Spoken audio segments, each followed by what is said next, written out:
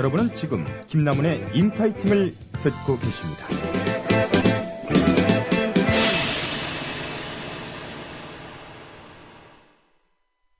Absolutely wonderful world of sports. Welcome to the wonderful world of sports. 헤이야. 이성무의 스포츠 라이프. 네, 이데일리 이성무 기자 나오셨습니다. 안녕하세요. 네, 안녕하세요. 네, 1월 1일 또 이렇게 신년 새해 첫날 또 뵙네요. 그렇습니다. 크리스마스 때도 불러내시더니 네. 1월 1일에도 불러내시고 네. 국민 TV가 참 올해 악랄하죠. 장가 가야 되는데 잠깐만요. 예. 잠깐만요. 국민 TV 생방 스케줄이 없었다면 12월 25일 날, 1월 1일 날 데이트를 했다는 겁니까? 그건 아니고요. 여자분은 있으세요? 예, 그건 아니고요. 죄송합니다. 당직을 했겠죠. 예, 당직 수당도 좀 벌고 죄송합니다. 이래저래. 제가 좀 발끈해가지고 갑자기. 예, 아닙니다. 국민 TV 사랑합니다. 예. 언제 또 뵐 수 있을지는 모르겠지만은. 그렇죠. 자, 뉴스. 예. 스포츠 뉴스의 최고 이슈라면 역시나 추신수 선수 아니겠습니까? 그렇습니다. 1억 3천만 달러의 사나이 추신수 선수가 금이 환영을 했어요. 그러니까 우리가 한 70년대인가요? 그게? 네. 600만 달러의 사나이라고 그러잖아요. 네. 그 600만 달러라는 수치가 정말 그 당시로서는 상상도 안 될. 스티브 오스틴. 네. 그렇습니다. 그러니까 달러당 500원 시절, 450원 시절 이렇게 됐습니다. 그렇습니다. 그러니까 600만 달러만 해도 어마어마했는데 이제는 1억 3천만 달러의 사나이가 그것도 우리나라에 추신수 선수 드디어 탄생을 했습니다. 네. 그러니까 초대형 잭팟이라 그러는데 이건 잭팟 정도가 아니라 뭐라 그래야 돼, 뭐라고 표현해야 될지 모르겠습니다. 네. 어쨌든 추신수 선수 금이 환영했는데요.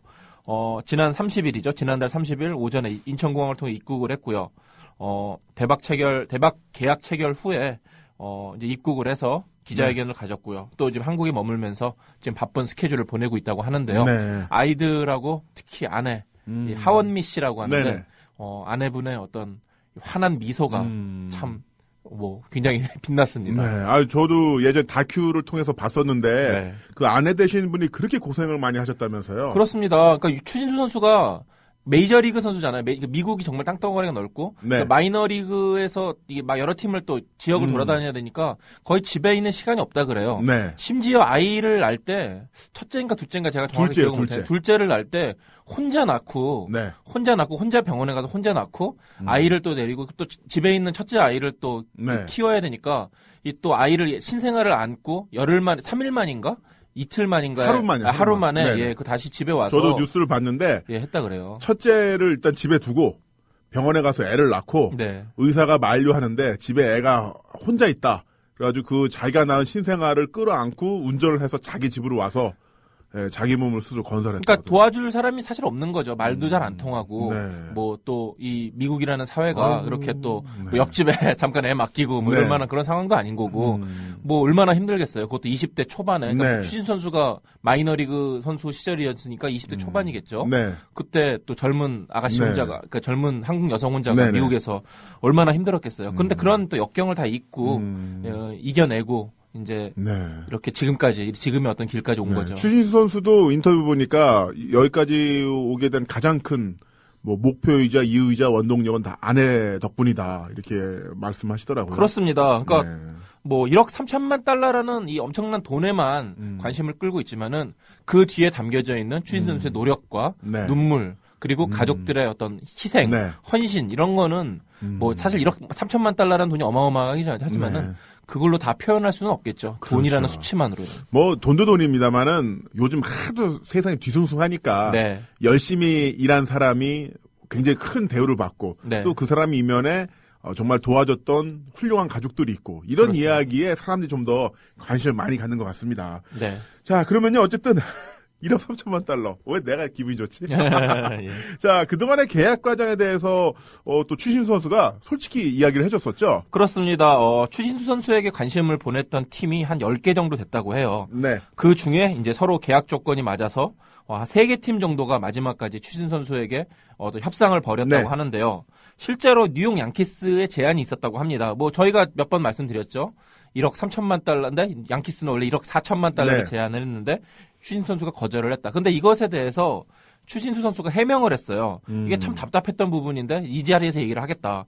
명문구단 양키스를 거절한 쪽은 내가 아니라 양키스였다. 그러니까 양키스가 제안을 한 건 맞는데 내가 예스 노를 얘기하기 전에 양키스가 이미 다른 선수 그러니까 구체적으로 카를로스 벨트란이라는 어떤 네. 추신수의 경쟁 선수를 데리고 온 거죠. 그러면서 구체적인 협상도 해보지 못했다고 추신 선수가 얘기를 했어요. 그러니까 제안만 있었지 협상은 없었다는 거죠. 그러니까 추신 선수도 자신들한테 제안을 했으면은 협상을 해야 되는데 네. 그리고 나서 그 다음 날 어떻게 또 다른 선수를 데려가니까 그리고는 그 협상도 할 생각도 안 하니까 그러니까 황당했던 거죠. 네. 그런데 언론 보도에서는 또 추신수가 양키스의 제안을 거절했다 이렇게 나오니까 추신수 선수도 굉장히 속으로 더 답답했다고 해요. 네. 그러니까 뭐 그런 부분은 어떻게 보면은 이제 좀 이 협상이 어떤 비밀리에 진행되는 과정에서 어떤 언론과 선수 실제와의 네. 좀 차이가 있었다 이렇게 말씀드릴 수 있겠습니다. 그렇군요.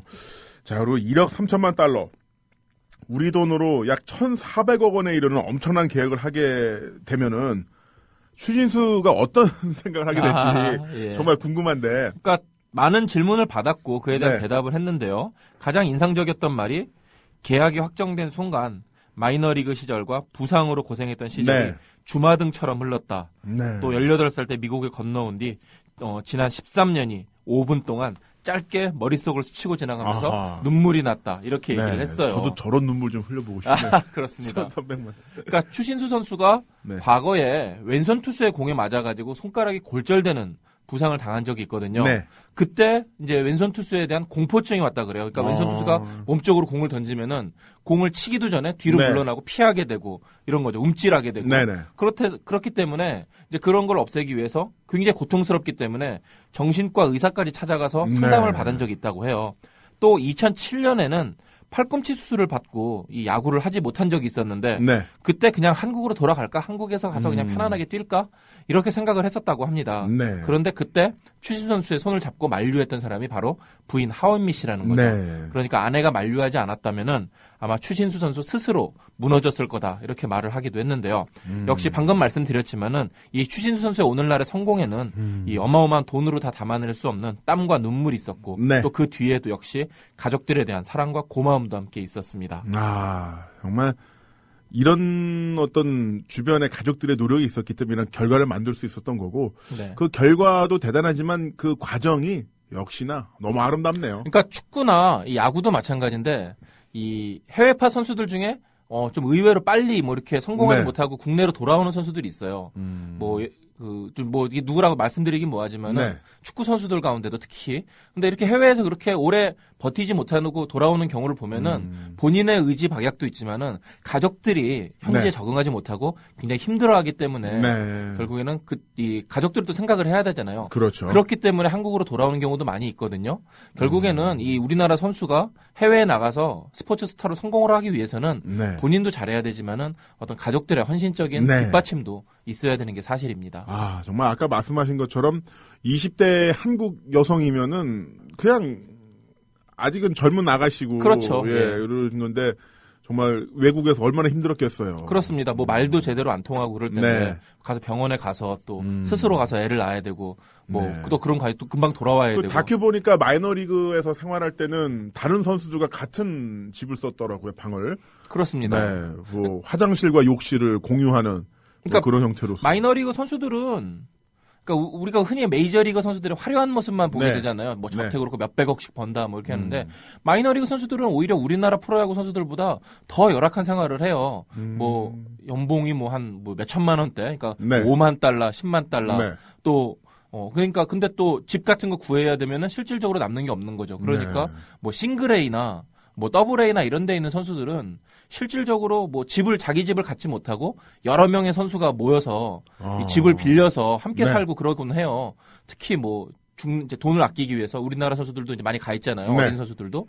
그러면 중남미 선수들과 같이 이 방을 얻어서 쓰는 거 아파트 하나 빌려가지고 방 하나씩 또 한 두 명씩 자고 이렇게 나눠 쓰는 거예요. 그러니까 굉장히 적응하기 힘든 거죠. 우리나라 같이 구단에 뭐 2군에 숙소가 잘 돼 있어가지고 네. 생활하는 것도 아니고 그야말로 자기가 다 알아서 해야 되는 거거든요. 운동 외에는. 네.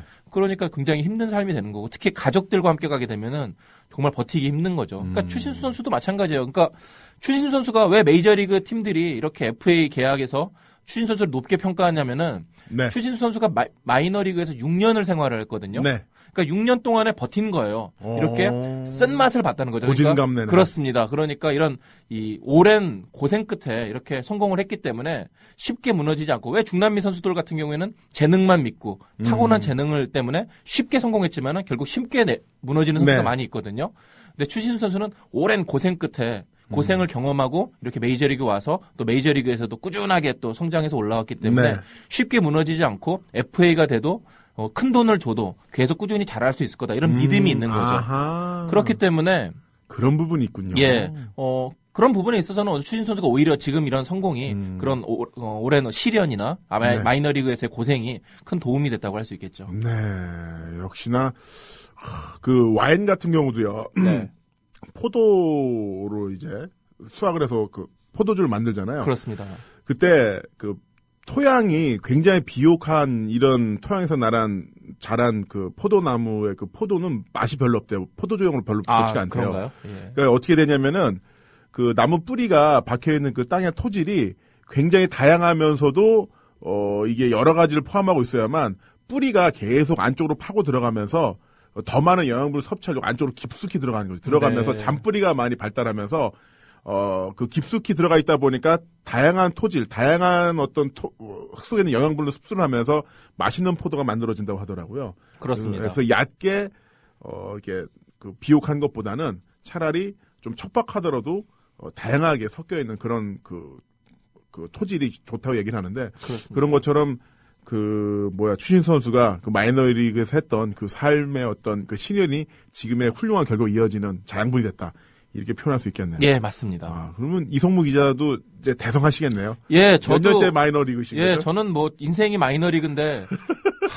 근데 정말 많은 선수들, 그러니까 마이너리그를 계속 고생하는 선수는 진짜 정말 많은데 메이저리그에 성공하는 선수는 네. 정말 그 일부분이거든요. 저는 그 이제 마이너리그에서 그 사라지는, 묻히는 네. 그런 아주 많은 선수 중에 한 명이 되지 않을까 싶어요. 아니에요. 무슨 말씀이세요? 아, 왜 이렇게 그렇게 영혼 없는 그런. 자, 근데 2014년 시즌에 추신수 선수가 과연 2013년에 보여준 기량을 유지할 수 있을까? 이것도 좀 걱정이거든요. 그렇습니다. 이제 뭐 우리나라도 그렇고 뭐 메이저리그도 그렇고 계약을 크게 했는데 네. 꼭 큰 계약을 하고 나서 이제 확 떨어지는 선수들이 있어요. 이른바 먹튀라고 하는데 네. 추신수 선수가 또 먹튀가 되는 건 아니냐 그러면은 또 그런 또 좀 걱정도 네. 가지신 분이 많이 계세요. 과거 또 박찬호 선수도 그런 경험이 있으니까요. 일단 조금은 그래도 다행스러운 게 추신수 선수는 방금 말씀드렸지만은 이미 좀 내공이 굉장히 쌓여 있기 때문에 네. 쉽게 무너지지는 않을 거다. 추신수 선수를 그동안 한 최근 몇 년간 고생했던 게 아까 방금 말씀드렸던 왼손 투수에 대한 공포증이거든요. 네. 그러니까 왼손 투수의 공이 오면은 몸쪽으로 오면은 움찔움찔하면서 뒤로 물러났어요. 네. 그거를 그런데 이겨낸 거거든요. 지난 시즌을 계기로, 이번 시즌을 계기로. 그러니까 이제 추신수 선수에 대한 어떤 약점, 꼬리표 하나가 떨어진 거죠. 네.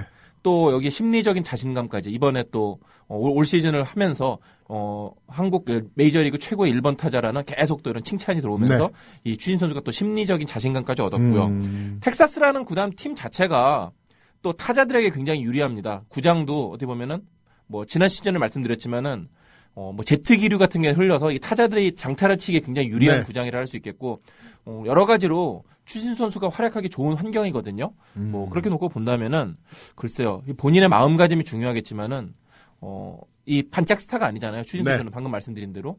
그렇기 때문에 충분히 자기 기량을 발휘할 수 있지 않을까 생각합니다. 실제로 그러니까 홈런을 많이 치는 타자들, 타율이 좋은 타자들은 슬럼프에 빠질 수가 있습니다. 좀 기복이 심할 수가 있는데 이렇게 추신수 선수처럼 출루율이 좋은 선수, 그러니까 기본적으로 공을 보는 눈이 있는 거예요. 이거는 타고나야 되는 거거든요. 네. 그러니까 출루율이 좋은 선수들은 기복이 없고 꾸준하게 가는 특성이 있습니다.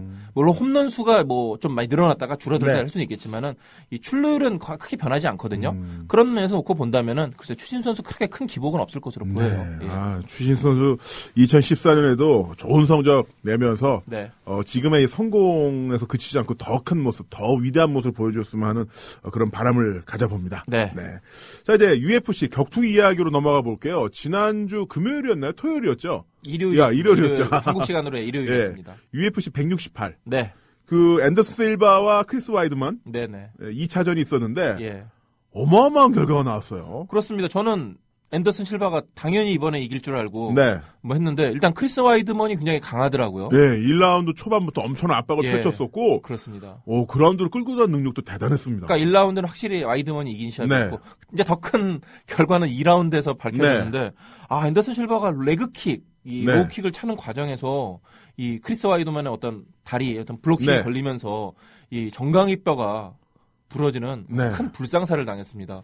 이건 뭐 승패를 떠나서 정말 안타까운 장면이 아닐 수가 없었는데 네. 많은 분들이 그 중계를 보고 굉장히 충격에 빠지지 경악을 않았을까 했죠. 싶습니다. 네. UFC도 굉장히 끔찍한 장면이었다고 생각했는지 한 번 보여주고 말더라고요. 예, 리플레이를. 그렇습니다. 예전에 이제 K1 경기 때 이런 네. 비슷한 경우가 있었는데 니콜라스 페타스라는 선수가 네. 이제 한번 이렇게 레그킥을 차다가 다리가 부러져서 했는데 일본 사람들은 정말 잔인한 게 네. 그걸 사방 각종 카메라로 다 보여주더라고요. 그러니까 K1 경기 하면 카메라가 뭐 한 수십 대 이렇게 설치가 네. 될 거잖아요. 그 카메라로 전부 다 한 번씩 다 보여주더라고요. 거의 다리가 이렇게 네. 또각하고 이렇게 되는 모습을.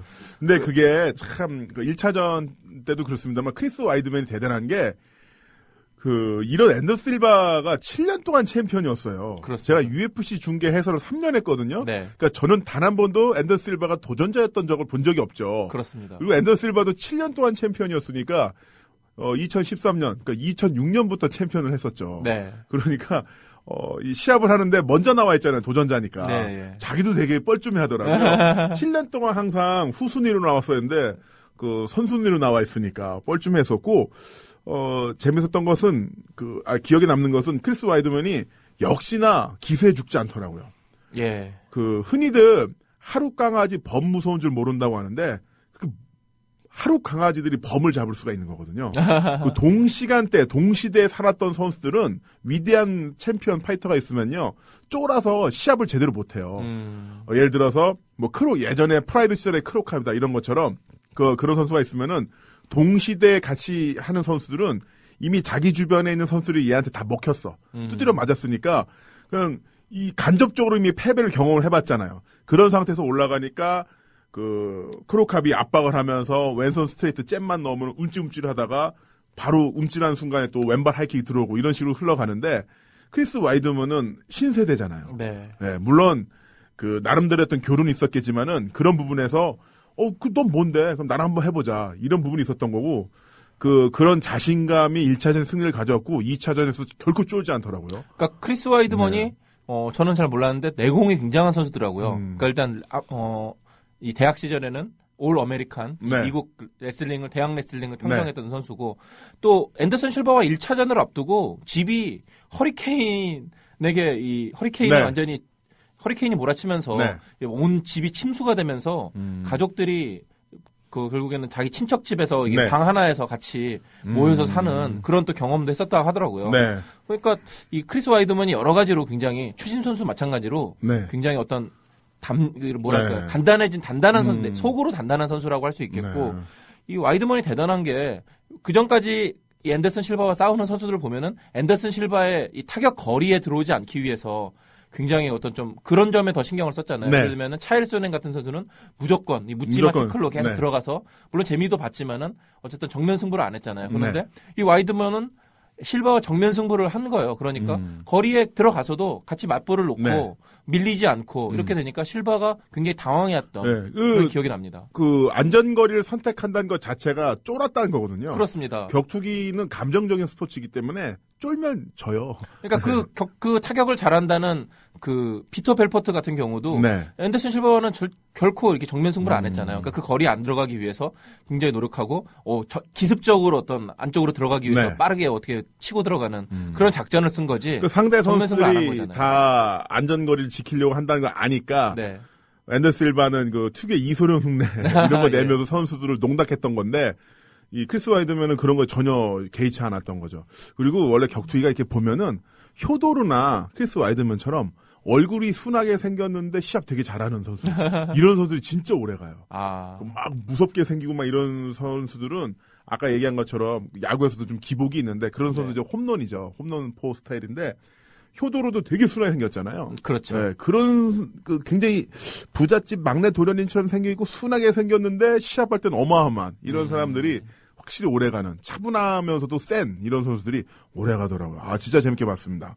자, 그런데 그 실바의 그 왼쪽 다리가 레그킥을 차면서 네.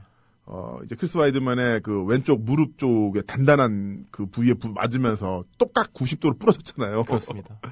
아, 이거 복귀하기 쉽지 않겠죠? 그렇습니다. 네. 이거 일단 UFC에서 이런 비슷한 경우가 한 번 있었다고 하는데 네. 그 선수가 이제 다른 단체로 제가 정확하게 이름이 지금 기억이 안 나긴 네네. 하는데 복귀를 했다고는 해요. 하지만 이건 뭐 정상급 선수는 아니었고 그 선수가 그리고 또 더 높이 뻗어나가지 못했고 아무래도 영향이 있겠죠. 네. 그러니까 이청용 선수라고 있잖아요. 우리 네. 축구 대표팀에 네. 이청용 선수가 이제 과거에 2010년인가 11년인가에 2010년일 겁니다. 네. 2010년에 11년? 예, 아무튼 그 연습 경기를 하다가 이렇게 살인 태클에 당해가지고 이 다리가 똑같 부러진 적이 있습니다. 네. 정강이뼈가 비슷하게 이 비골과 경골이 네. 전부 부러지는 어휴. 그러니까 비골은 큰 뼈잖아요. 네. 그리고 경골은 그 인대를 옆에 지탱하는 보조해주는, 작은 네. 어떤 네. 뼈인데 이 뼈가 두 개가 똑 부러진 거예요. 그러면서 1년 정도, 한 1년 한 4개월 네. 정도의 어떤 공백 기간을 거쳐서 결국엔 돌아왔는데 요즘에 의술이 좀 많이 좋아져서 일단은 이렇게 큰 부상을 당해도 돌아올 수 있다고 해요. 많이 또 다른 종목이나 네. 여러 가지 종목에서 돌아오고 있고요. 과거에는 이제 이렇게 큰 부상을 당하면 선수 생명은 끝. 일단 격투기 선수는 이 뼈에 철심을 박으면 그대로 인생 끝. 네. 뭐 선수 인생 끝. 이렇게 했었는데 요즘엔 그런 건 아닌 것 같고요. 충분히 오랫동안의 치료와 재활을 거치면은 뭐 물론 긴 시간이겠죠. 1년이 넘는 그런 긴 시간을 거치면은 복귀할 수 있다라고는 지금 얘기가 나오고 있는데 문제는 앤더슨 실바의 복귀 의지겠죠. 네. 그- 생애 첫 2연패. 그렇습니다. 그러니까 앤더슨 실바가 이 경기 전에도 이번 경기에 이기든지 지든지 나는 은퇴할 수도 있다. 그러니까 또 그 얘기했고 네. 또 주변에서도 뭐 앤더슨 실바가 이 경기 끝나고 은퇴하더라도 전혀 이상할 게 없다 이렇게 얘기를 했고 심지어 네. 뭐 UFC에서는 전혀 상상할 수 없는 올림픽에 출전한다던가 그러니까 2016년 네. 브라질 이 리오에서 열리는 하계 올림픽에서 태권도 대표로 출전한다거나 네. 아니면은 로이 존스 주니어 이 세계적인 네. 아주 전설적인 복서잖아요. 네. 이 로이 존스 주니어와의 복싱 대결을 한다거나 뭐 이런 UFC 내에서는 도저히 상상할 수 없는 네. 이런 일들을 지금 계획을 해왔거든요. 그렇게 놓고 본다면은 앤더슨 실바가 과연 UFC로 돌아올 것인가 조금 부정적이긴 하고요. 네. 얼마나 이제 이 데나 화이트 회장이 앤더슨 실바를 설득하고 이렇게 할지는 모르겠지만은 글쎄요. 지금으로서는 은퇴 가능성이 한 60%, 70%더 무게감이 네. 쏠리는 게 사실이고요. 네. 뭐 돌아오더라도 앤더슨 실바가 돌아오더라도 UFC가 아닌 어떤 다른 무대로 돌아오지 않을까 하는 네. 생각이 듭니다. 아까 추신 선수가 왼손 투수에 공에 맞고 손가락이 부러져서 정신과 치료까지 받았다고 했잖아요. 그렇습니다. 예. 근데 이 정도의 부상이면은 의술이 좋아서 복귀를 한다고 하더라도 네. 레그킥 찰 때 본인이 쫄아요. 그렇죠. 본인 스스로 내가 이거 찾다 또 부러지면 어떡하지? 공포감 때문에 제대로 기술을 넣을 수가 없고요. 그 권투 선수들도 중수골골절 많이 일어나잖아요. 네. 손등에 뼈 많이 부러지는데 이게 한번 나가면 스트레이트 칠 때 되게 무서워해요. 본인들이 스스로 또 부러질까봐. 그래서 그런 부분들이 있어서 정신적인 멘탈이 굉장히 약해진 부분이 있고 또 하나 복귀를 2년 정도 잡았을 때 그러면은 우리 나이로 거의 40다 돼서 복귀를 하게 되는 건데. 그렇죠. 지금 우리 나이로 39이니까. 예. 그러면 과연 40에 복귀를 해서 어떤 그림을 또 볼 수 있을 것인가. 이 챔피언전을 한번 하려면은 체중을 15kg, 18kg 빼고 나가서 열몇 살 어린 선수가 또 시합을 해야 되는데. 그렇죠. 40에 그렇게 시합하기는 힘들잖아요.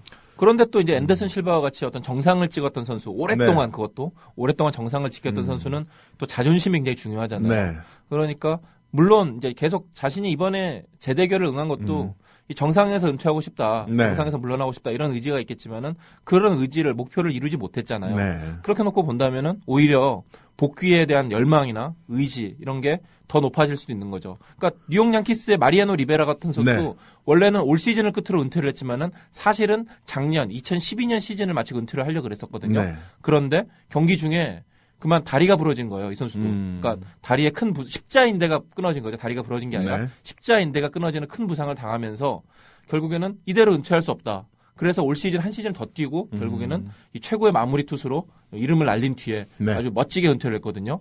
그러니까 앤더슨 실바도 그 길을 그런 어떤 선수들의 심리를 네. 감안한다면은 글쎄요 복귀에 대한 뭐 의지를 갖고 네. 일단은 복귀를 해서 성공적으로 유종의 미를 거두겠다라는 의지를 가질 수 있을 것 같습니다. 네. 그러고 보면 올해는 지난 수년간 이어졌던 UFC의 절대 강자들이 약속이라도 하듯이 대부분 정사서 내려왔잖아요. 그렇습니다. 뭐 이게 다 진 건 아니죠. 네. 하지만 일단 조르주 생피에르 네. 거의 뭐 패배나 다름없는 승리를 하고 나서는 스스로 챔피언 벨트를 내던졌죠. 네, 은퇴를 했죠. 예, 힘들겠다고 뭐 이제 도저히 못하겠다는 것보다도 일단 좀 쉬고 싶다. 네. 이렇게 얘기를 했고 다 그랬어요. 그러니까 존 존스도 절대 안 질 것 같은 뭐 모든 경기를 진짜 그 상대가 없을 것 같았는데 네. 거의 뭐 힘들게 뭐 이겨가지고 네. 이제 존 존스도 절대 극강은 아니었구나라는 이제 얘기가 나온 거고 뭐 여기에 지금 또 앤더슨 실바도 네. 무너졌고 앤더슨 실바가 제일 충격이 컸죠. 예 네. 그렇습니다. 또 챔피언 뭐 헤비급 같은 경우는 지금 다시 또 이 춘추 전국 시대가 된 맞습니다. 모양이고요. 여러 가지로 본다면은 역시 뭐 격투기 세계 승부의 세계는 절대 강자 영원한 강자는 없다라는 뭐 진리를 다시 한번 알 수 있을 것 같습니다. 그러고 보니까 한국인 파이터가 이번 주말에 UFC에 또 한꺼번에 도전장을 던진다면서요? 그렇습니다. 1월 4일이죠. 이번 주말인데요. 일단 이면규 선수 네. 지금 UFC에서 2연승을 거두고 있죠. 2연승 네. 모두 니킥으로 네. KO승을 거뒀는데요. 이 선수가 메인 이벤트에 나갑니다. UFC 싱가포르 대회에서 나가는데 네.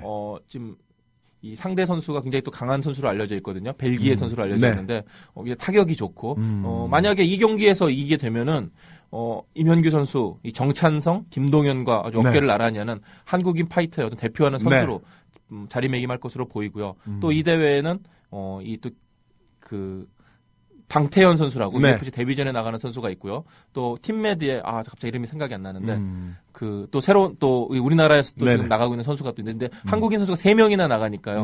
아마 또 좋은 소식이 들려올 것으로 보입니다. 그렇군요. 모두 다 좋은 성적 냈으면 좋겠고요. 더불어 행복한 세상 국민TV 게시판에 와이로님께서 강경호라고 강경호, 예, 죄송합니다. UFC 세 번째 파이터 이번 대회 나가는 예. 강경호 선수를 저도 참 좋아하거든요. 네. 굉장히 미스터 퍼펙트. 예, 그래플링 실력이 뛰어나고 잘생겼잖아요. 잘생겼고 그러니까 여성 팬들이 정말 많아요. 이 국내 대회 로드 FC 같은 대회에서 네. 강경호 선수 등장하면은 서로 이 사인을 받겠다고 또 여성 팬들 저는 강경호 선수가 시원하게 3경기 정도만 이기면은 지금의 추성훈, 김동현 선수를 뛰어넘을 파괴력을 갖게 된다고 생각하거든요. 그렇죠. 예. 네. 근데 사실은 지난 두 경기 지난 두 경기에서 1패 1무효 경기를 했는데 네. 이제 결과는 이제 다 두 경기에서 아쉽게 판정 털렸지만 네. 한 경기가 이제 상대 선수가 어떤 금지 약물을 네. 사용한 사실이 밝혀져서 무효 경기가 됐죠. 강경호 선수가 기량이나 모든 면에서 참 이 국제적인 클래스를 갖고 있는 건 맞는데 뭔가 좀 한 방이 아쉬워요. 예, 좀 파워가 조금 부족한 부분도 좀 있고요. 네. 역시 결정력이 좀 부족한 부분이 아쉬운데 일단 강경호 선수 이번 경기가 굉장히 중요합니다. 이번 경기에서 만약 패한다면은 잘리는 거죠. 예, 퇴출 가능성이 또 네. 얘기가 나올 수밖에 없거든요. 그렇기 때문에 강경호 선수 입장에서는 이면규 선수도 뭐 마찬가지지만은 이면규 선수는 좀 긍정적인 의미에서 이번 경기가 중요하다면은 강경호 선수는 참 벼랑 끝에서 반드시 네. 살아남아야 하는 입장입니다. 그러고 보면은 예전에 김동현 선수 처음 UFC 진출했을 때, 네. 뭐 정찬서 선수 진출했을 때가 다 생각이 나는데 이제는 뭐 5명, 6명 이렇게 돼요. UFC 파이터가. UFC 대회 자체가 굉장히 많이 늘어나는 것도 맞고요. 네. 또 UFC가 뭐 브라질도 진출을 했고 유럽도 진출을 했고 뭐 호주도 진출을 하고 네. 그렇잖아요. 이제 마지막 남은 시장이 뭐 아프리카는 조금 예외라고 하고 이제 그 아시아잖아요. 네. 아시아가 또 정말로 이 큰 시장이고 중국이나 인도나 뭐 네. 일본이나 이렇게 큰 시장이 있기 때문에 아시아가 정말 큰 시장이거든요. 그 UFC가 지금 아시아 시장을 공략하기 위해서 작년부터 일본이나 마카오 이런 데서 대회를 열고 있고 싱가포르에서 처음 대회를 여는 거예요. 네. 이미 이제 UFC 뭐 김남훈 형님께서 더 잘 아시겠지만은 네. 동남아시아에서 자체 또 뭐 원FC나 이런 대회들이 네네. 많이 있잖아요. 종합격투기 열기가 대단하기 때문에 UFC도 이제 아시아 시장을 결국 간과할 수가 없고 그 중심에 사실은 한국 선수들이 있는 거죠. 한국 선수들이 아시아에서 가장 톱 클래스를 차지하고 있으니까. 네. 과거에는 일본 선수들이었지만은 지금은 확실히 한국 선수들이 일본은 정말 있죠. 완전 망했어요, 격투기. 진짜. 확실히 거기도 붐을 확실히 많이 받는 게 K1 프라이드가 경쟁했을 때는 어마어마한 선수들이 그렇게 많았는데 싹 다 사라졌어요. 진짜. 좀 아쉽더라고요. 근데 이제 작년에 UFC 재팬 대회를 가보니까 아직 열기는 좀 있는 것 같아요. 네. 그러니까 뭔가 또 이제 일본 사람들이 한번 또 찔러주면은 네네. 왁 하고 살아나지 않을까 생각도 들더라고요. 그렇군요. 아무튼 1월 4일 날 우리 한국인 선수들 모두 좋은 성적 만들었으면 좋겠고요. 자, 2014년도 올해 첫 방송이다 보니까 처음이고 또 마지막 방송이죠. 예. 자, 스포츠 전망 한번 살펴보죠. 올해는 각종 스포츠 빅 이벤트들이 많은 해죠. 그렇습니다. 스포츠를 좋아하는 팬들에게는 뭐 2014년은 종합 선물 세트와 같은 한 해가 될 것으로 보이는데요. 네. 먼저 2월에는 이 눈과 얼음 위의 스포츠 축제인 동계올림픽이 러시아 소치에서 열립니다. 네. 또 6월에는 한 달간 브라질에서 월드컵 대회가 개막해서 전 세계 축구 팬들의 눈과 귀를 사로잡을 예정이고요. 또 9월에는 우리나라에서 큰 빅 이벤트가 열립니다. 인천에서 아시안 게임이 개막해서 40억 아시아인을 하나로 엮게 됩니다. 네. 6월에는 우리나라 지방선거 있지 않나요? 예. 왜냐면, 스포츠 이벤트가 어쨌든 좀 얄궂을 때가 있어. 그렇죠. 예. 네. 좀, 사회 현안 이슈에 대해서 언론들이 좀 집중을 해줬으면 좋겠는데, 그거 없어도 반달곰 뉴스 내보내겠죠. 반달곰이나 멧돼지 뉴스를 내보내겠습니다만, 이게 이제 그런 스포츠 이벤트가 이게 우리나라 정치나 이런 여러 가지 사회적으로 영향을 많이 미치는 것도 미치는 것도 사실이지만 그만큼 이제 우리 국민들 사이에 어떤 생활에 깊숙이 자리 잡아 있다고 할 수 있겠죠. 그렇군요. 이제 올해가 같은 경우는 올해 이렇게 몰려 있는데 앞으로 당분간 이렇게 큰 대회가 한꺼번에 3개나 열리는 일은 없어요. 그러니까 이제 올해가 굉장히 중요한 해라고 할 수 있겠습니다. 그렇군요. 자, 그러면은 차근차근 좀 알아볼까요? 지금 내년 지나면은 동계올림픽, 월드컵, 아시안게임 아까 말씀하신 것처럼 한 해 열리는 당분간 없다라는 거죠? 그렇습니다. 네. 일단은 이 소치 올림픽, 그러니까 이 소치라는 데가 어딘가 좀 궁금해하실 분들도 있을 텐데요. 네네. 이 러시아 흑해 연안의 휴양 도시라고 합니다. 사실 이 소치가 이렇게 눈이 많이 오는 도시가 아니에요. 우리가 생각하는 눈이 많이 오는 도시라면은 알프스라든 스위스나 이렇게 생각을 하는데 이 러시아에서는 시베리아는 눈이 많이 오지만은 이곳은 사실 그렇게 위도상으로나 이게 눈이 많이 오는 도시는 아니라 그래요. 따뜻하고 이 러시아 사람들이 어떤 좀 쉬러 가는 휴양 도시인데 이곳에서 이 눈과 얼음의 축제인 올림픽이 열립니다. 한국 선수단은 이번 대회에서 3회 연속 세계 10강의 위치를 지키겠다는 각오인데요. 한국이 지금 2006년 토리노 올림픽부터 굉장히 좋은 성적을 거두고 있습니다. 토리노 올림픽에서는 금메달 6개, 은메달 3개, 동메달 2개를 획득해서 종합순위 7위에 올랐고요. 또 4년 전 밴쿠버 대회 때는 금메달과 은메달 각각 6개, 은메달 2개, 동메달 2개를 수확해서 역대 최고인 5위를 차지한 적이 있습니다. 이번에도 김연아 선수가 나가죠? 그렇습니다. 역시 이번 소치 올림픽에서 가장 주목해봐야 될 선수들은 여왕들입니다. 각 종목의 여왕들. 일단은 이 빙상 3개 종목에서 이 우리나라가 금메달을 노리는데요. 피겨 여왕 김연아 선수는 여자 싱글 2연패에 도전합니다. 그러니까 이달 초 크로아티아 대회에서 204.49점으로 우승을 차지했던 김연아 선수. 이제 이번 주 주말에 열리는 국내 종합선수권 대회에서 프로그램의 완성도를 끌어올려서 이 결전에 나설 예정인데요. 지금 일본의 아사다마와 같은 경쟁자들이 있지만은 워낙 김연아 선수의 기량이 압도적이기 때문에 큰 이변이 없는 한 연기를 하다가 엉덩방아를 한 2번씩 찍고 점프를 하다가 이렇게 걸려가지고 넘어지고 이러지만 않는다면은 김연아 선수가 큰 이변이 없는 한 우승할 것으로 보이고요. 진짜요? 동계 피겨올림픽 피겨 스케이팅에서 우리나라 선수가 올림픽 2연패 금메달이라니. 그렇습니다. 올림픽 2연패를 한 선수가 올림픽 역사상으로도 별로 없어요. 그러니까 피겨 선수가 워낙 이 선수 인생이 좀 짧다 보니까 이렇게 올림픽을 2번 출전하는 것 자체가 쉽지도 않거든요. 그런 면에서 김연아 선수가 어떻게 보면은 세계 피겨 역사를 또 이렇게 새로 쓸 수 있는 기회를 마련했다고 할 수 있겠고요.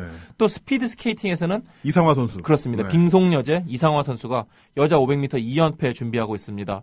이상화 선수 여러 차례 말씀드렸지만은 이 종목에서 올해만, 그러니까 작년에만 세계 신기록을 4번이나 작성을 했어요. 지금 금메달을 우리나라가 딱 1개를 딴다면은 이상화 선수가 딸 거다. 제가 여러 번 말씀드렸는데 그만큼 김연아 선수보다도 더 확실한 금메달 후보라고 할 수 있겠고요. 이상화 선수 이번에 한번 큰 일을 한번 더 낼 것으로 보입니다. 그렇군요. 또 이제 쇼트트랙, 한국의 영원한 이 메달밥 쇼트트랙에서는 이 차세대 여왕이라 불리는 16살 심석희 선수가 또 금메달을 노리는데요. 심석희 선수는 좀 이렇게 이상화 선수나 김연아 선수의 그늘에 가려서 좀 잘 알려지는 않았지만은 지난 시즌부터 월드컵 10개 대회에 출전을 해서 연속 금메달을 따냈어요. 그만큼 좀 한국 쇼트트랙을 대표하는 간판 스타거든요. 이번에도 여자 1000m와 여자 1500m에서 금메달을 노리고 있는데요. 여기에 또 여자 3000m 계주까지 좀 우리나라가 강세를 보이고 있거든요. 그렇기 때문에는 심석희 선수가 최대 이 3관왕까지 한번 노려볼 수 있지 않을까 와. 하는 생각이 드는데요. 지금 쇼트트랙이 전세 남자 쪽은 좀 굉장히 어려워요. 이게 네. 워낙 경쟁이 심하고 한국은 또 이게 세대 교체 중이라서 네. 이 남자 쪽에서 금메달이 나오기가 좀 쉽지는 않아 보이는데 하지만 이 심석희 선수가 제 몫을 해준다면은 또 한국 쇼트트랙이 다시 한번 네. 올림픽에서 빛을 발하지 않을까 하는 생각이 듭니다. 혹시 소치 가세요? 예, 가고 싶었는데 못 갑니다. 아, 그래요? 예, 폭탄이 터져서 테러가 나서 네. 뭐 못 간다는 얘기는 안 되고요. 네. 그건 뭐 거짓말이고요. 쿼터가 안 나왔어요. 예, 아, 저희, 예, 그러시구나. 회사에서도 또 뭐 보낼 생각이 별로 없고요. 그렇군요. 왜 이렇게 솔직하게 말씀하세요? 예. 사람 무한하게. 바빠서 못 가, 이렇게 얘기해 주면 되지. 아니, 뭐 제가 여기 와서 뭐 거짓말할 필요가 뭐 있습니까? 예, 맞습니다. 마지막 방송인데. 자, 그리고 올 여름에는 월드컵이 있어요. 그렇습니다. 네, 말씀하신 예. 대로. 네. 뭐 한국 축구 월드컵 하면은 또 뭐 붉은 악마들 또 길거리 응원하시고 그래야죠. 네네. 이번 브라질 월드컵의 목표는 사상 첫 원정 8강입니다. 이제 4강 신화는 뭐 한번 썼지만은 그거는 네. 홈에서 열린 대회였고요. 네. 이제 16강은 지난번 이 남아공에서 이뤘지만은 네. 8강은 못 갔죠 한 번도. 네. 그래서 이번에 첫 8강 진출을 노리게 되는데 희망이 있습니다. 월드컵 조추첨 결과 네네. 뭐 벨기에, 러시아, 알제리 등 좀 비교적 쉬운 상대들과 H조에 네. 묶이면서 좀 희망이 현실로 네. 바뀌는 것 아니냐. 근데 하는 그 현지 언론을 보면은 이제 벨기에, 러시아, 알제리도 자기들도 해볼만 하다라고. 아, 그럼요. 얘기하고 예, 그건 마찬가지예요. 서로 해볼만 하다. 이 나머지 3개 국가도 1승 네. 상대는 한국이에요. 그러니까 서로 만만하다. 네. 그러니까 더 진짜 죽음의 조 아닌가요? 예를 들어서 브라질, 이탈리아랑 한 팀 돼 있는데 네. 한 조다. 그러면 브라질 월드컵에서 브라질이랑 싸운다 그러면은 견학이잖아요. 유료 견학. 그렇죠. 마음을 놓고 그냥 편안하게 네. 예, 뭐 경험 쌓는다 생각하면 되는데 이건 정말로 피 터지는 싸움이 되는 거죠. 그러니까 이 옥타곤 UFC 옥타곤 링에 네. 선수 4명을 갖다 놓고 그러니까 뭐 비슷한 랭킹끼리. 예, 그러니까 뭐 5위, 6위, 7위, 8위 4명을 갖다 놓고 지금 여기서 이긴 사람이 뭐 치고받고 하는 거죠. 챔피언전 나갈 수 있어요, 뭐 이런 식으로. 예, 그럼 더 힘들잖아요. 사실 더 네. 명승부가 나오는 법이고 네. 뭐 그런데 아무튼 홍명보 감독이 이끄는 축구 대표팀 뭐 과거 성적을 뛰어넘어서 원정 8강의 대업을 이루겠다는 이 네. 강력한 의지를 보이고 있는데 일단 무조건 1승 상대 알제리는 이겨야 되고 알제리도 물론 한국을 이겨야 된다고 생각하고 있지만 어쨌든 알제리는 반드시 이겨야 되고 여기에 이제 러시아와 벨기에 중 한 팀을 잡던가 아니면 두 팀과는 무승부를 기록을 해서 최소 승점 5점 또는 6점을 얻게 되면은 네. 16강에 진출할 수가 있을 것으로 보이고요. 근데 보면은 크게 불가능할 것 같지도 않아요. 그러니까 잘 준비를 한다면은 네. 한번 해볼만 하지 않을까 하는 생각이 듭니다. 그렇군요. 자, 그리고 가을에는 또 아시안 게임이 있어요. 네, 인천 아시안 게임. 예, 소치 올림픽과 또 브라질 월드컵을 마치면은 9월에는 한국에서 큰 스포츠 잔치가 열리는데요. 아우, 진짜 정말 운빨도 좋아. 아. 이거 얼마나 이 언론에서 호들갑을 진짜 예. 정말. 이게 예. 뭐 슬로건이 평화의 숨결, 아시아의 미래. 이런 슬로건 참 재밌어요. 네. 예, 그러니까 인천 아시안 게임은 2002년 부산 아시안 게임 이후 12년 만에 한국에서 열리는 아시아인들의 축제인데요. 9월 19일부터 10월 4일까지 16일간 열립니다. 그러니까 아시아 45개국에서 약 13,000여 명이 출전을 하고요. 총 36개 종목이 열리는데 한국은 중국에 이어서 5회 연속 네. 종합 2위를 목표로 하고 있습니다. 그러니까 이번에는 특히 홈에서 열리는 만큼 그렇죠. 중국과 한번 제대로 붙어보겠다. 이왕이면 한번 중국하고 거의 이기진 못하더라도 뭐 금메달 차를 최소한으로 줄여서 네네. 삐까삐까하게 한번 네. 싸워보겠다. 이런 좀 각오인데요. 뭐 한번 지켜봐야 되겠습니다. 그렇군요. 아, 과연 어떤 성적들이 나올지 정말 기대가 되는데요.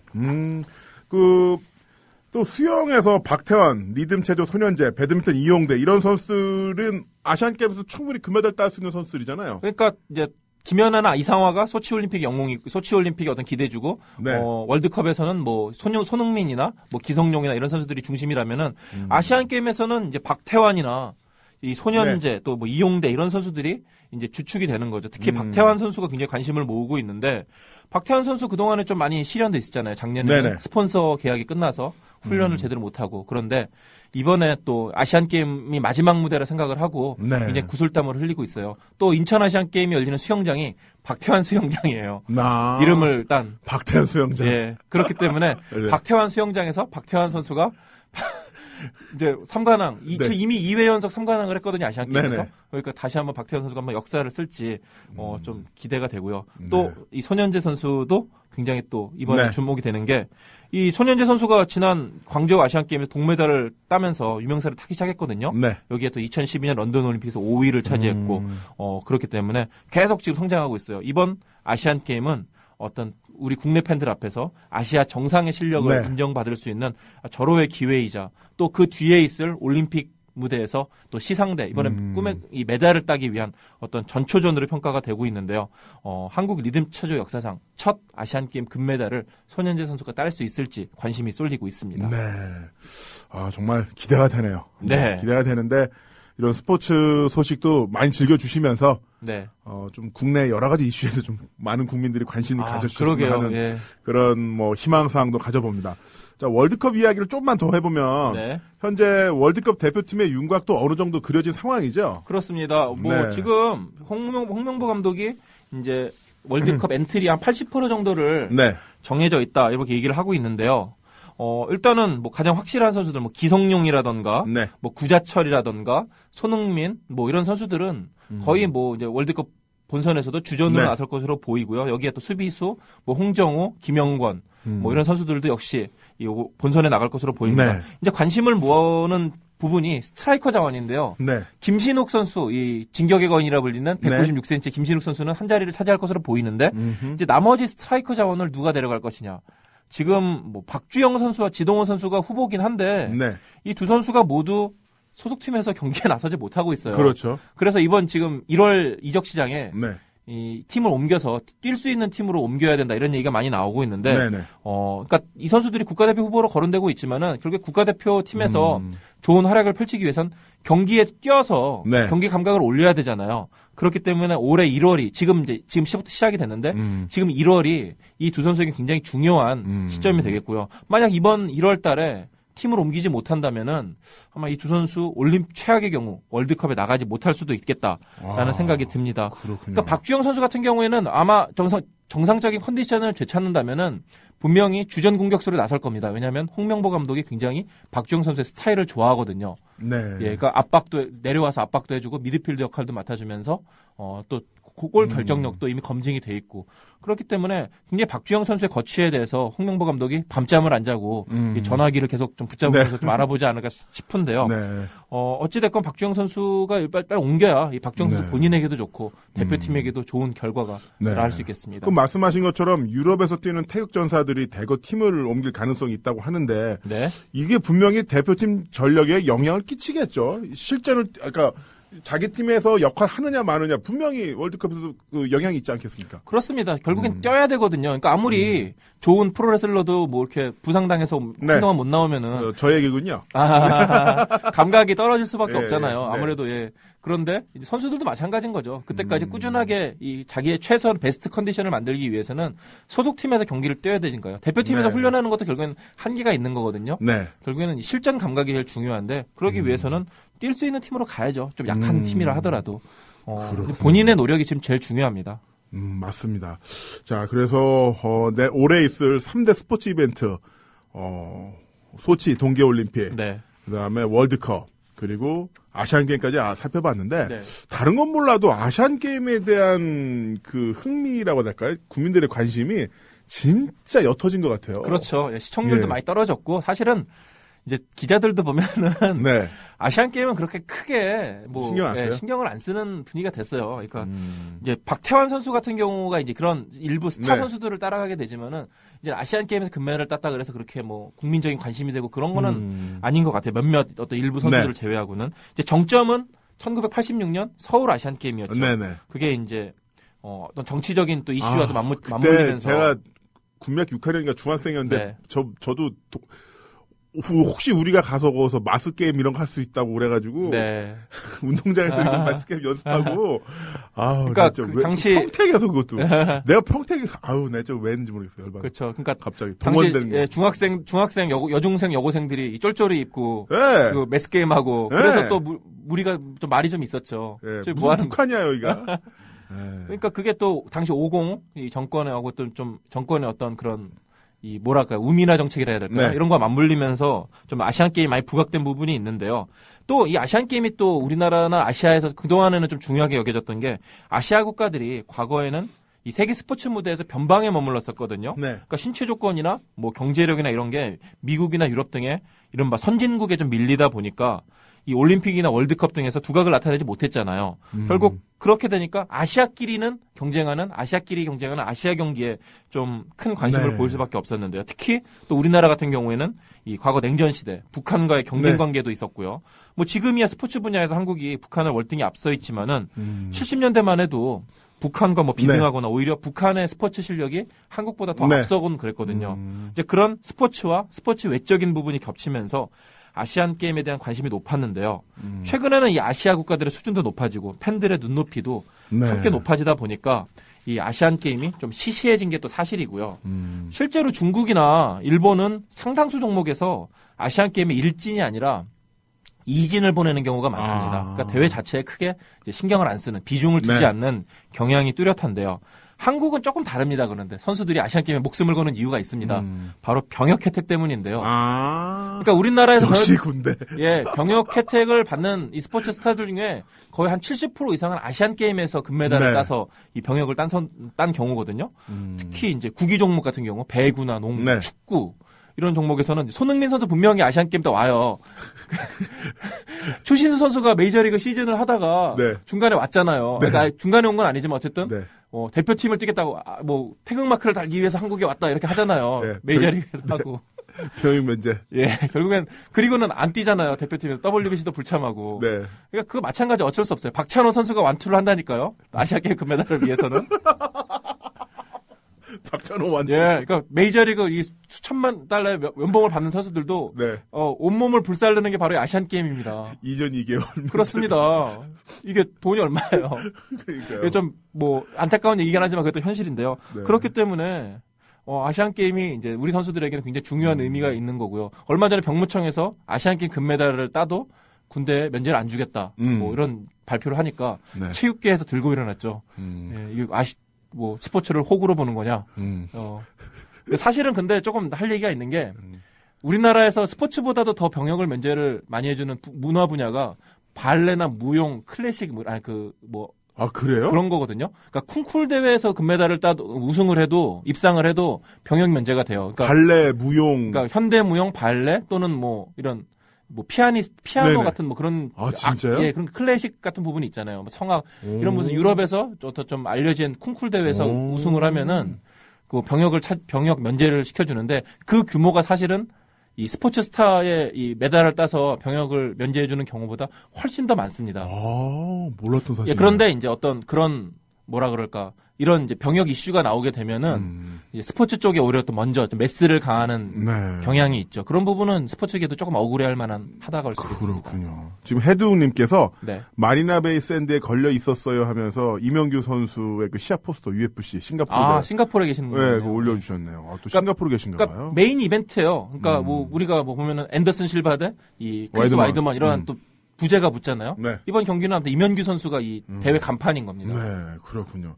자, 간판 얘기해서 말씀드리는 건데, 우리 스포츠 라이프, 네. 간판 스타셨잖아요. 그렇습니다. 이성무 예, 기자. 예.